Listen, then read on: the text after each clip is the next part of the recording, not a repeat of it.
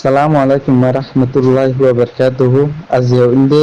3 তারিখ সেপ্টেম্বর মাস 2025 বুধবারের খবরত মাদে অনারা বেগুলুনরে ইস্তেকবাল করাছে আইও আরা শুরুতুন সাই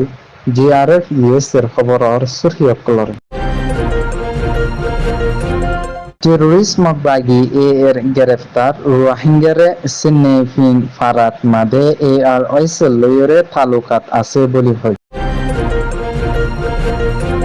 অ্যাকশন এটার আরস বাংলাদেশের সরকারের